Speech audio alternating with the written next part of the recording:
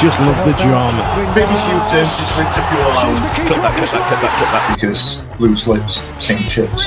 And what the fans want is to stop teams being owned by madmen. Listen, you're really making a mess here. You're not doing what you're supposed to be doing. We're getting really cross with you. The sticky patch came when the rest of the team's sticky patch came, which was sort of January onwards. Grumble, boobs joke, hot wings. No, let me tell you, I don't have to look at this objectively at all. The Wednesday week! Put on your podcast! Hello, good evening, and welcome to a very special episode of the Wednesday Week Al's Alumni Edition. Joining us is, I don't feel like I should give you any introduction here, Baz, but I felt like if I wrote one, it would seem a bit sarcastic, but I was trying to go down the route of the championship version of the Barclaysman. I don't know if you guys have got a term for that, you know what I mean? But you're right up there, like, you know what I mean? You're up there with, dare I say, Billy Sharp and Peter Whittingham, God rest his soul. You know what I mean? You're in the upper echelons of Championship Barclaysmen. But tonight joining us is club captain Barry Bannan. How you getting on, Baz? You all right? Yeah, good. Delighted to be on. Obviously, I've seen bits and bobs of the podcast over the years, so yeah, I'm happy that I've eventually had the chance to come on it, and just wonder why it took so long to ask. We normally get battered away. We try and do it via the club, but now you're club secretary. Now you're in charge of your own destiny. Now you know, like you're in charge now. You're like CEO, aren't you now? I've got loads of job titles. Whatever you want to call me, you can call me.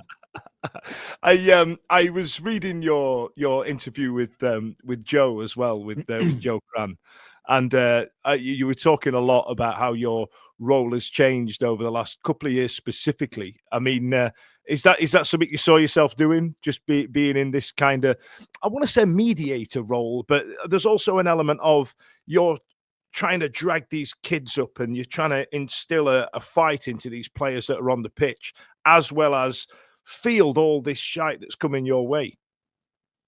Yeah, well, obviously not really. I didn't see it coming. Obviously, when you get given the armband or offered the armband at the club, it was a big moment for me. But you just feel as if it's going to be footballing things that you deal with. And obviously, further down the line as we speak now, there's more to it than just trying to galvanise a team and lead a team out week in, week out. But I think for me, after football, if I want to go into management, which I really would like to do, this is hopefully I don't have to deal with this sort of stuff if I do become manager somewhere. But this will stand me in good stead for times like that when I go into coaching or managing. So you got to look at the positives sometimes. But no, when I took the armband, I never thought I would have to deal with the things that I've had to deal with. But it's hard because, as I said to Joe as well, it's hard to find a right or wrong because there's no one that you can really lean towards to ask for help because it's kind of a one-off situation. So there's no right or wrong for me at the minute. It's just about, for me, my main aim is to keep the lads in that changing room going week in and week out and not dropping their heads. It is hard to do, but I'm quite lucky that we've got an amazing group of lads in the changing room, to be honest. Yeah, very much so, especially showing against Portsmouth and Birmingham this week, which you probably came away feeling like that was a bit of a loss, but there was some blood and guts and the endeavour from these young lads and what you'd argue would be fringe players we'd not had the exodus that we had at the end of the season. I feel like what you and the gaffer have managed to pull off has been nothing short of impressive in terms of endeavour on the pitch, right? Yeah, because with all the stuff that's going on off the pitch, we've had a lot of setbacks on it this season as well. Some big defeats at home, which can knock you back. But to be honest, football results at the minute, at that time, weren't the be-all and end-all, to be honest. We were dealing with way harder things than that. So them results to bounce back from actually become quite easy in a way. nobody wants to lose. Of course we don't, but what we had to deal with through the summer and through the start of this season set us up perfectly for the knockbacks that we're going to get through the season, as in result wise. So no, the young kids that have come in, as you've touched on there, they forget, they don't really care what's going on, to be honest, because they're just seeing it as their chance to shine, and that's the way it should be. And they've shined so far. We probably haven't to play probably too many games for them because they're still learning on the job. But what they've done in a short space of time has been brilliant, and the progress that they've made in the short space of time has been unbelievable. So I did say to some of the lads at the start of the season, the younger kids, I spoke to the under 18s, me and Pams, and it was funny because I think it was the week before Bolton, their season was starting, and it was the weekend before Leicester for us. And the under 18 manager asked us to go and speak to them to tell them what's expected to them as an academy player playing for this club. And I mentioned halfway through the meeting that the position that we're in as a club at the minute, I might be playing with some of you this season. You never know, like how fast football can turn. And fast forward about 3 or 4 days, and there was 6 or 7 of them that were travelling to Bolton to play in the cup. So no, they've been brilliant. But at that age, I remember being that age as well, and you're fearless. You don't really, everything that's going on outside of football is second to everything. You just want to go on, play the game, enjoy, and you're just excited. There's no fear, there's no nerves, there's no anxiety. You're just excited to hopefully get a start and get on the pitch. So you can see that's eking out these lads at the minute who are playing for us. With Yeah, the that's Bolton right. game, Sorry, H, go on. with the Bolton game, well, the cup games in general, obviously it was quite disappointing that they achieved so much in front of such a small crowd. The fans have got a lot of unrest at the moment, but how does that translate to the players? Because the fans are absolutely, particularly the young lads, the fans are right behind them, but they're also, that's tied in with the unrest around everything else. So I don't know how that translates to the squad, particularly those young guys. I suppose they wouldn't know any different, but Yeah, I think the young lads, it doesn't really affect them. But if you look at the results that we've had this season, there's a common factor there, and that is the away games have been much better, where it's been loads of support, a lot of noise from our away end, which kind of does, it shouldn't, but it does spur you on that bit more. Whereas the home games have more been protests and a bit quieter than normal home games, and along with us probably being a bit naive on the pitch as well and thinking that we have to dominate games because we're still probably thinking we are last season's team when we're not. So we've addressed that. Obviously the QPR game, we got a positive result for the first time at home this season, but yeah, I think the unrest at home is played a part in some of the results, along with our naivety to think that we can, because we're at home, we've got to dominate games, when realistically, if we look at our squad at the minute, we're not going to be a team that's going to be dominating games. So we've looked at that and we've addressed it, and hopefully the home form starts to pick up now. But yeah, like the protests and that, you don't really, it doesn't affect us as such, but you can see with the away games that we probably we picked up a lot of points away from home and done well away from home, where the support's been towards the players rather than protesting, if you know what I mean. But that's me not saying not to protest before this gets. It's just noticeable more at home rather than because the away crowds are a different crowd, aren't they? And you yourself will notice it, given how long you've been playing at Hillsborough, right? Well, away games are always better anyway, I feel. Well, we've been saying that for years. True fact. You've got obviously the hatred from the fans that are at home against you, and the away fans probably for whatever reasons, whether they're drunk on the way there or they're really loud and they're brilliant. So at home games, obviously this season, the protest of stop fans coming, the protest of obviously a lot of the noise has been about the chairman and not really like getting behind the lads. So that's probably played a part in the atmosphere at home being the way it has been. But listen, the fans have got their reasons, and it's down to them to do what they want to do. There's no right or wrong, but like I said, like my whole point was basically our results away from home have been brilliant this season so far because their fans have been unbelievable. Now, Jamal Lowe spoke really well towards a few weeks ago at the beginning of the season in reference to the players understand what the fans are doing and why they're not there in their numbers like they usually are and things like that. I just wanted to double check that point. Are the kids aware? Are the last season's fringe players? Are they aware? I know, you as a seasoned professional, Baz. You know what I mean. You and Palms completely understand it. Do the young kids get it? Do they? I tell you what, it would be remiss of me not to ask, because for Jamal to come out on Sky Sports and go, "Yeah, we get it." Is that something shared by everybody in the dressing room?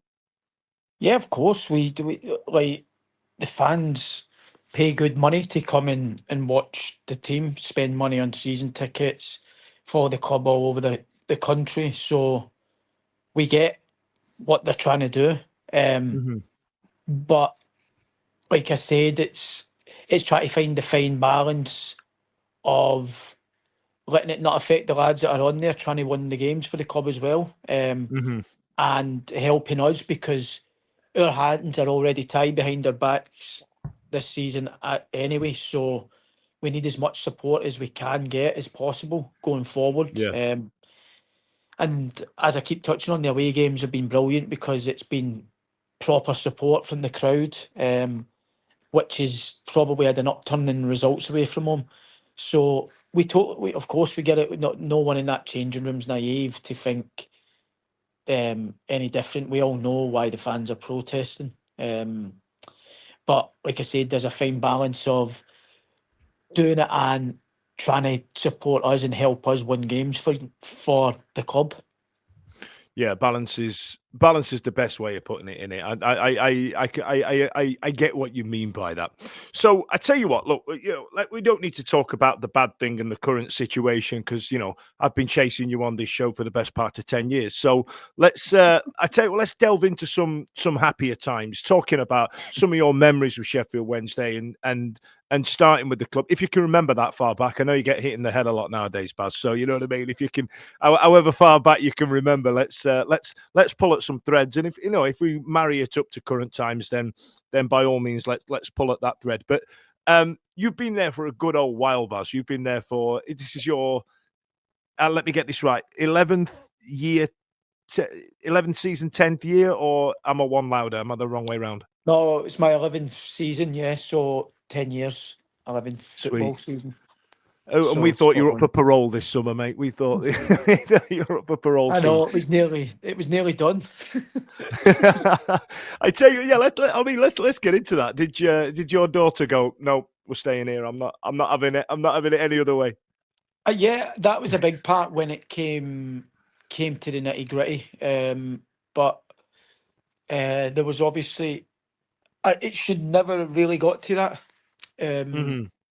It should have been sorted at the end of last season or during the end of last season, like a lot of the other contracts.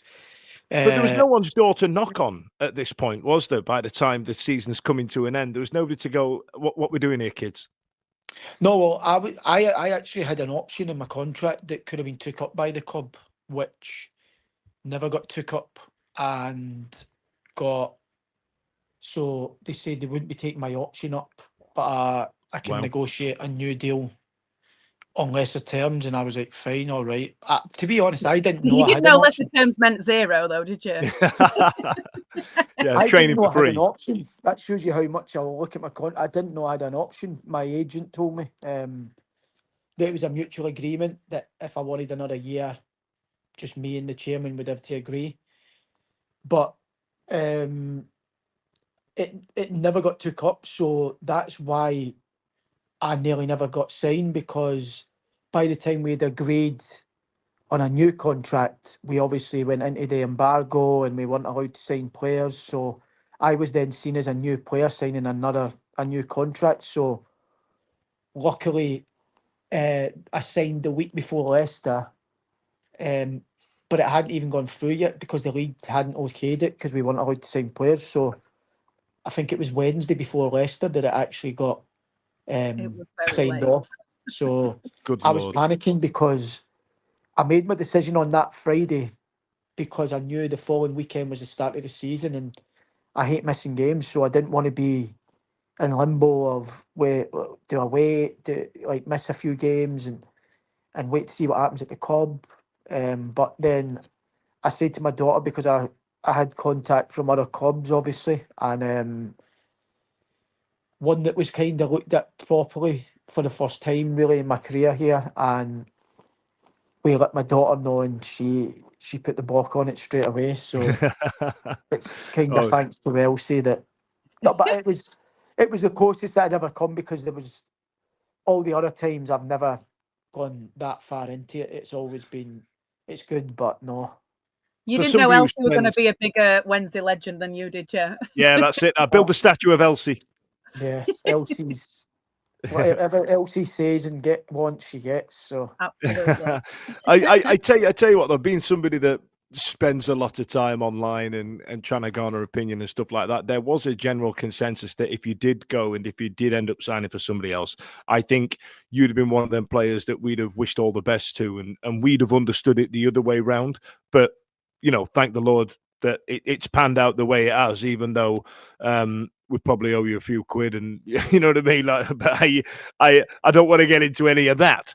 But look, you know, let's go back right to the start. I remember on this show, we discussed when you first signed for the club how influential you were in terms of the ability. I mean, we were that rich in talent. We used to stick you out on the left hand side, didn't we? And we earmarked you as the minimum.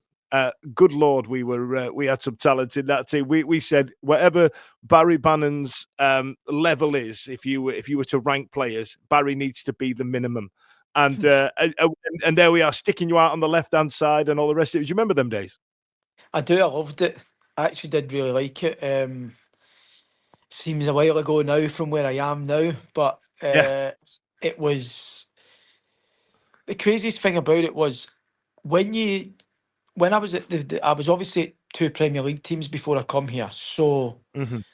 I love football all my life. I always have done, always will do, but I never really had the blinkers on really to Championship football. The first I really watched it properly was the year I went to Bolton on loan before I came to Wednesday, but I didn't really watch much of Sheffield Wednesday ever.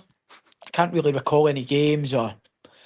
I obviously knew Paolo Di Canio played for Wednesday because I was a Celtic fan and I knew he was a part of Wednesday as well when I come here, so I knew previous players.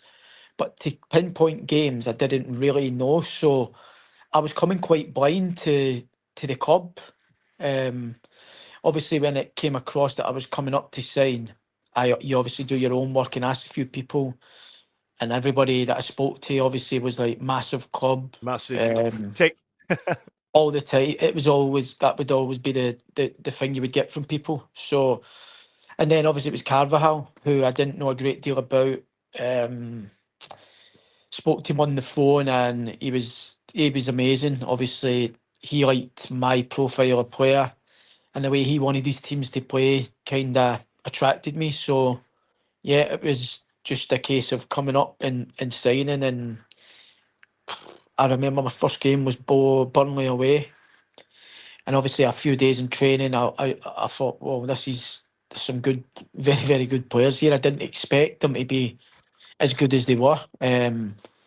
But that first season will always stick in my mind to the day I die. Obviously, I've got some great mates from that team as well that I'll always be mates with. But some of the games and performances, that was probably the happiest year I've had in football. Obviously, the ending was Peaked at horrible. 25, Buzz. Peaked at Yeah, 25. No, but it was just I went from being a bit part player to basically playing every game and being loved by a fan. So, and I just remember going onto the pitch every game for Sheffield Wednesday and looking forward to playing with people like Forestieri, Ross Wallace's, Kieran Lee's.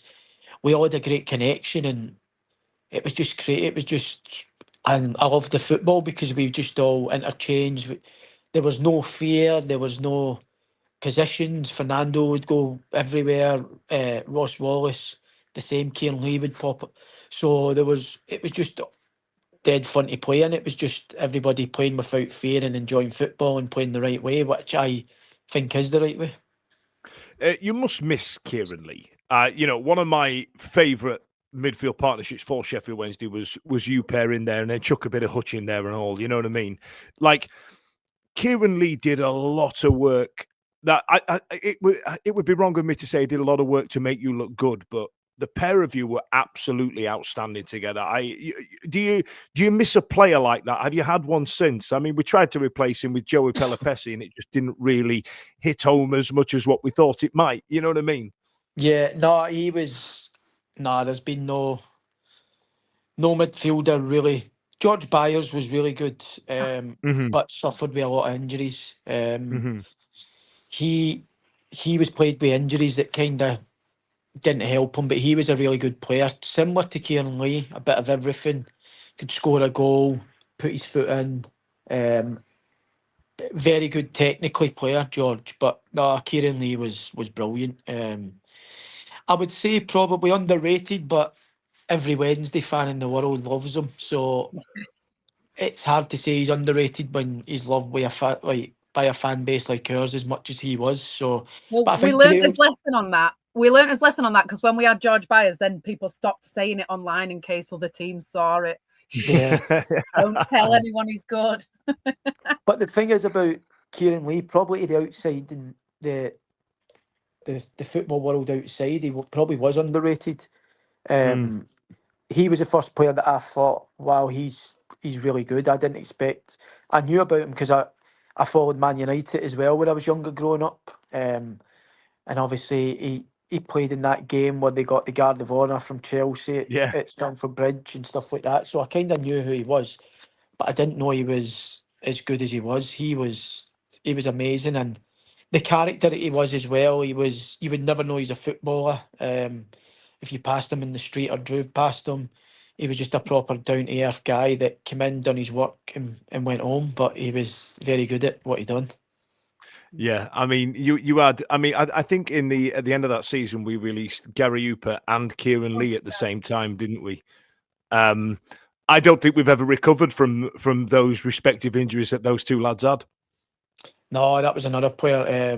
Hoops was unbelievable. When I was speaking to somebody the other day in the changing room, might have been Jan Valerie, that we were speaking about previous players who have been here and played for us in my time. And some of the players we were speaking about, Jan was like, whoa, you've had some unbelievable players. And when you look back in the last 10, 11 years, we've had some unbelievable talent here. Your Fletchers, your Gary Hoopers, Ross Wallace, Kieran Lee, Forestieri, Hutchison was a brilliant player. We've had loads of good players. And talking about them two leaving that year, it was horrible because not only as footballers that we were losing, I was losing really close mates. They were two really good guys, really good guys, quiet, no trouble, and extremely talented. So that was a big blow when people like that leave the club. There's an element of the kind of all those people that you were in that team with around that 2016 team. They kind of all left. They left. Yeah, there's you and Palms just sat there going, well, where is everybody? Like, you know what I mean? Where's all my pals? Like, did you feel like, like I've worked in bars a long time, and then you get periods of about 2 or 3 years where it's the same bar team and you're like invincible, and then they all leave after time, and then it's a new group of people come in, and you have to kind of get to know them a little bit again. It's a similar sort of thing, isn't it, where you have to get a new bunch of mates but then again, you're 3 years older now, so you're not going out on the piss as much and stuff like that. So now you're having to dig a lot deeper. And I noticed that when you and Palms are having your interviews done, like you did with Josh's documentary, you're all at Costa Coffee nowadays, mate. You know what I mean? How times have Long gone are the changed. days of the fireball and the blue wickets. Yeah, times have changed. To be honest, losing all them players, there wasn't many of my drinking partners there, to be honest. Hoops wasn't a big drinker. I've had a few nights out with Fletch, obviously. Jack Hunt was a big drinking partner of mine's. But I tend to, because I lived in Birmingham most of my Sheffield Wednesday career, I had my group of mates outside football that they would lead me astray, shall we call it that way. But no, yet times have changed. It's coffees and kids now. There's no soft plays instead of nightclubs, which is probably why There's more fighting at soft play than there is at nightclubs, I'll tell you. I don't go in the soft play because I get mistaken for a 3-4-year-old with a size. So I let Wilf go and do his own battles in the soft play. He's a big enough boy to help look after his cell. But no, it's probably talking about my drinking. It was more so at the start, and to be honest, I don't really. At the odd occasion, I'll go out now. When I do, obviously, of course, I like a good drink, and it's probably there's no time limit on it. I normally try and get it home by 10, sometimes 12, but yeah, I'll always be 3, 4 in the morning. My wife will tell I you was that. going to say, Baz, we were there after that Peterborough comeback, mate. You know what I mean? We all knew where you were at what time, don't you worry? Yeah. So when I do go out, I don't get me wrong, I do enjoy it, but it's very, very rare now, and that's probably why I'm still playing and doing what I'm doing at the minute, because when I was younger, my first few seasons at Sheffield Wednesday was really was a lot of drinking involved. And looking back, I think, how was I doing that? But I was obviously 10 years younger, so I wasn't feeling hangovers, because there's no way I could do it now. Tell me about it. Tell me about it. Me and Holly were having literally this conversation at Portsmouth away. I'll tell you what. Speaking of getting older, let's talk about your game. Like I say, I mentioned left wing and then moving into a central role. How many managers have you played for now at Sheffield Wednesday? We'd have had Cavalier, Lukai, the Monk Trumpet. You know what I mean? We've had who else?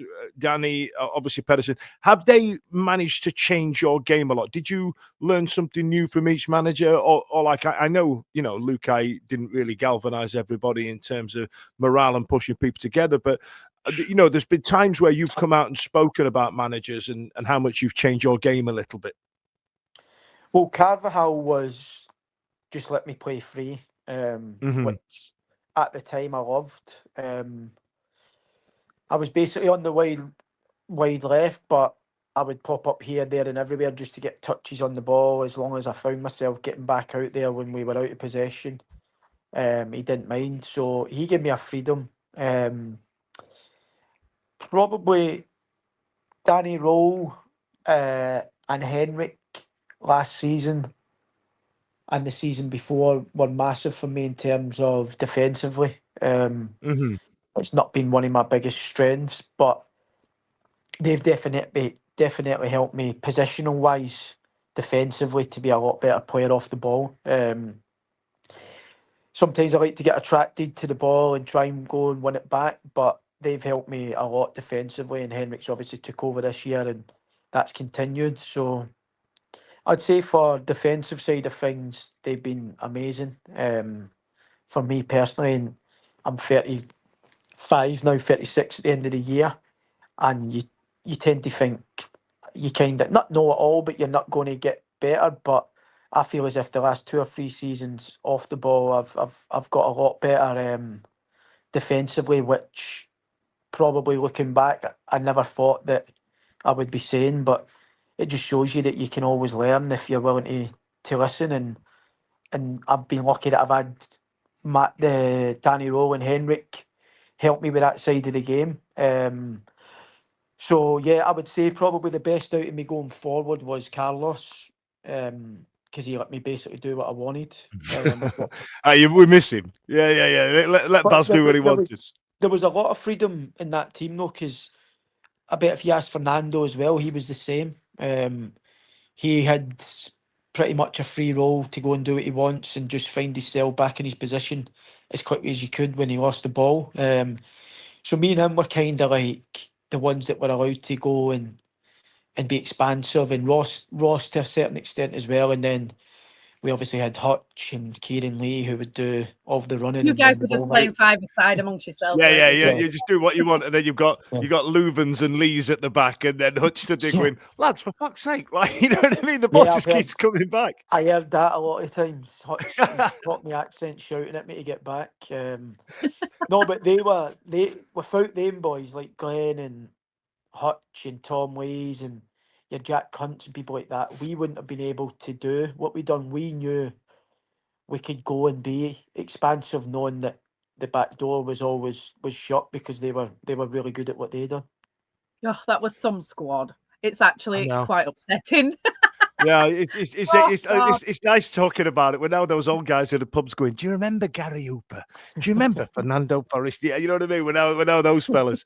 I tell you what, let's talk about some of the other players that you've come up against, Baz. You know, like ones where you've gone, oh God, they've got that geezer in the midfield, or they've got that fella I've got to try and beat in the middle of the park. Are there any that you've come up against and gone, oh, for God's sake? And by time at Wednesday.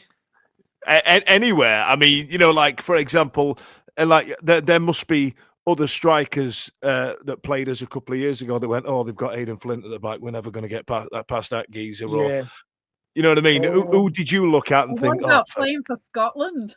Surely. Yeah. So it's probably the people that I hate playing against are the people who have probably tend to man mark me, and it's just annoying. They followed you around, like. Yeah, so the Looking Iron one in the playoffs was annoying because when you get man marked, it's quite hard, because it don't really matter how good you are, or if the other player, if you're slower or fat, if they stand on you when your team's got the ball, it's hard to receive the ball. But I always remember, I think it was Carlos, it was telling me if I got man marked that I had to just go places to make space for other players. So places that I shouldn't really ever be at, he would say just go there and stand there, and if he follows you, it frees up other players. So, but I'm saying to Carlos, I want the ball. I don't want the other players to have the ball. I want to have it myself, so I could.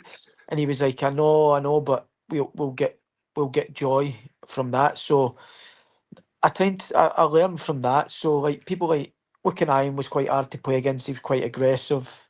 All the aggressive ones I hated playing against, to be honest. I bet you've took some knocks, Baz. I bet you've had some absolute beatings off some players, though, haven't you? It is horrible when people are aggressive, because it's not really my game. I'm an aggressive person, but obviously my physique and my strength don't allow me to win much battles that way. So I've got to be quite alert to try and not get into physical battles, because obviously I won't win many. But yeah, the physical midfielders who kind of want to kick you and not really interested in the ball, I don't mind. If I'm playing against a midfielder who is kind of like myself, I'll back myself to play well against them. If it's a footballing game, I tend to back myself against most in our league. So yeah, it's the ones who are like Sam Hutch. He would be. I was going to say, is Hutchinson one of them that you like think, I don't want to be up against one of them? He would be my nightmare opponent, because obviously he's fast, aggressive, and he's really good at matching runs and stuff like that. So, and he talks during the game as well to people. So he would be a nightmare for me. Amazing. Yeah, I can see that, because like we had Hutch on the program a couple of months ago, and yeah, he's clearly one of those gobby lads that'll get right in. You know, like I think who was it last? It was Lee Gregory saying that, you know, when you were on your comeback against Peterborough, that we'll get into, Gregory was telling me that you lot on the pitch are going like, you fuck this, we're coming now. Like, you know what I mean? You were in there. I can imagine Hutch would have loved that entire. He'd have been all over that. That'd be right up his street. He would have probably done it as the game kicked off and we still needed 4 or 5 goals to come back. I tell you what, then, before we get into that, then let's go back to the early days. You know, you were an academy graduate of Villa, right? Have I got that right? Yeah. And did you? Because we met your dad in the Riverside Cafe one day, right? And we were sat talking to him, and he's as Scottish as you are. So and he was telling us that you still get a load of grief personally from the Birmingham City fans, don't you? That's for some reason you're still up their arse. Yeah, they hate me. It was quite good on Tuesday night, to be honest. I love that though. That part of football I love, to be honest. So going to St Andrews on Tuesday night was a game that I was most looking forward to be honest. So I love that side of the game. Football without it would be crap, I think. So yeah, it basically started from obviously me being an Aston Villa player. So did you move down there then? When did you move down to Brum? And did your I moved parents there when follow? I was 13. So yeah, I could have went Blackburn, Leeds, or Aston Villa, and it happened to be that our summer holidays we used to come down to Birmingham. We had family relatives in Birmingham. I was going to say, I'm glad you had family relatives there, Baz, because going down to Birmingham for an holiday is a shit holiday. Yeah, it wasn't by choice, but we had family down here, so it just felt the best move for us at the time. So I was 13 and came down here, and I had to go to school, obviously, for 2 or 3 years. I think I was in high school in a place called Erdington in Birmingham. I was very homesick at the start because my mum and dad basically took it out my hands because where I grew up in Scotland wasn't a nice place, and my dad was a good footballer but liked drinking too much, which basically stopped him from being a professional probably. And he's seen loads of his mates who were really good players as well either go to drink or drugs. So when I got to a certain age, they decided that they had to take it out my hands to give me the best chance, basically, to make it as a footballer. So we moved to Do you Birmingham. look back on that now as the right thing to do? You probably didn't forgive them at the time. You were 13 and you were leaving your mates. But looking back on it now, do you think, I can see why they did that? Now you're a parent now. Yeah, I do. But I think... I don't know, because it's hard, because I just think that I love football that much that nothing would have come in my way of stopping me from trying to be a footballer. But who knows, because I used to always say when I was 14 and 15 in Birmingham, I'm not going to drink, I'm dedicated to football, and then it comes to 18 and I was never out nightclubs. So yeah, it's probably looking back, it was the best thing ever. The only thing I regret about it is I think if I stayed up there, I would have played for Celtic. Maybe would have been a stronger chance that I would have, and I never got that chance. So maybe that's the only regret I have about moving down here. But I got to play in the Premier League, so if I stayed up there, I might not have got that chance either. So League One. And League One, and you got to play away at Cheltenham, Baz. So you know what I mean. Samesies. Yeah, they're playing Champions League football knockout rounds, and you're away at Fleetwood watching Lee Gregory score a brace. I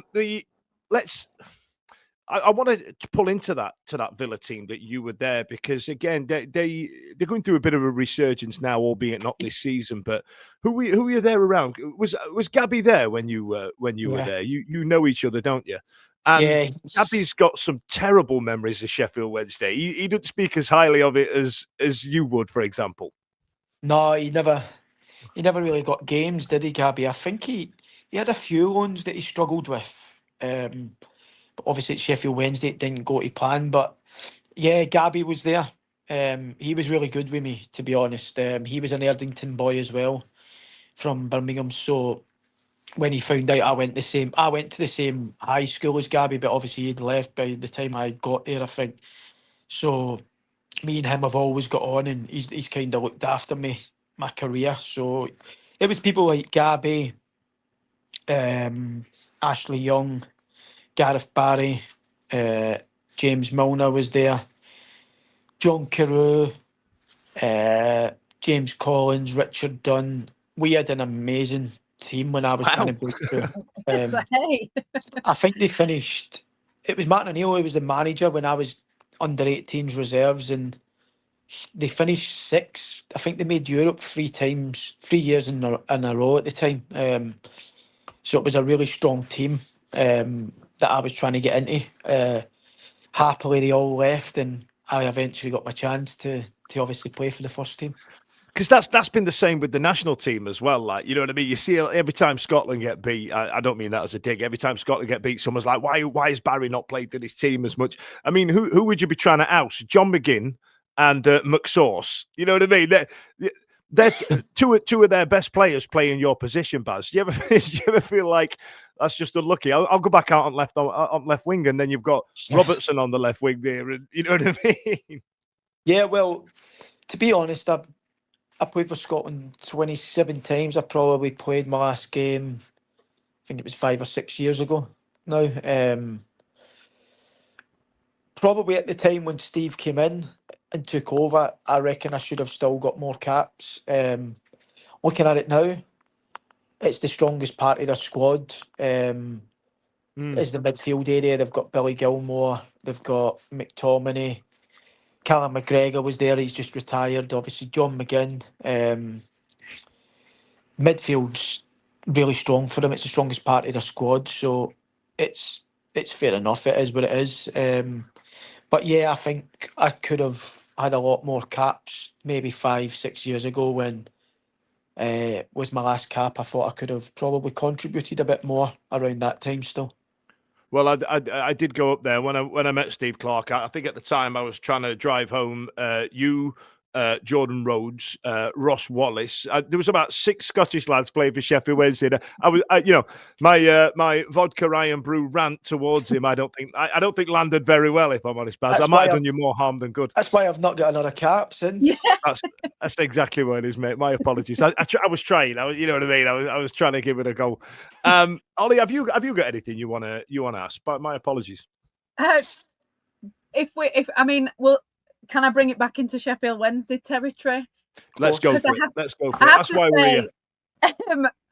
You are responsible for my worst ever take on this podcast, Barry. So when we got relegated to League One, I had a big old rant about the reason that we got relegated and loads of different things that included Barry Bannan will not play for us in League One. And it was quite some rant about, obviously, because you're kind of a big deal for the Championship. And I just could not see why you would play for us in League One. Was there a point where you thought, I'm not playing in League One? Or did it just seem like that was always going to happen? It depends. It depends if Elsie could talk at this point or not. You know what I mean? You know what I mean? No, I think it was my first season, maybe as captain, that we got relegated. We bribed you. Yeah, so I had the armband, so I felt a huge responsibility of the reason we went down.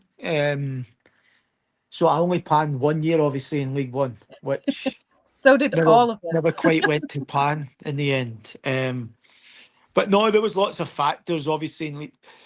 That was a long way down the line. I think I was 5 or 6 years into my career then at Sheffield Wednesday. And I've always talked about the fans as being a massive part of why I've stuck around for so long. So I felt as if I owed it back to them fans who had supported me for that 5, 6, 7 years or whatever it was, to get them back to where they belong, kind of thing. But I did say at the time in my family and stuff, it would be 1 year and 1 year only. And then obviously the mic get put in my face straight after the Sunderland game when we lost. And I said straight away, emotions were I got asked if I was going to be back, and I was like, yeah, I'll be back next season. So that was it then. I was committed, and once I say something, I don't really go back on it. See, you've done that wrong. So when we got relegated from the Premier League, as players were walking past, I was going, "Are you going to come back?" And they all pretended they didn't speak English, including Des Walker, who played for England. They just went, no. I'm like, "But please stay." No, they just pretended they didn't know what I was saying. That's the end of part 1, where Barry talks about his career as he started out. Join us next week on Tuesday at 6 p.m, where he talks about his time a lot more with Sheffield Wednesday, and we go back to talking about the bad thing. Every week, live from 8 p.m, it's the Wednesday Week, bringing you football analysis. But he said we'll win the league next season. Bringing you modern references. I did a little 1920s fist pump there. Not done that in a while. If we could do just a 1-to-1, not me because it'd last 7 days apparently, like Craig David. I should not have said that. I should not have said that. This shows like you're mental. No, I'm not. Clip that. Bringing you terrible impressions. Wibble, wobble, wobbly, wobbly, wibble, wobble, Cyber Jordan. Going, hey, you got to play a 4-4-2. She. I don't know where these jokes are coming from. Available on all social medias. Obviously, this goes out on YouTube and as well as all the other social media out there, podcasts, etc. The award-winning Wednesday Week. Join us. Put on your pod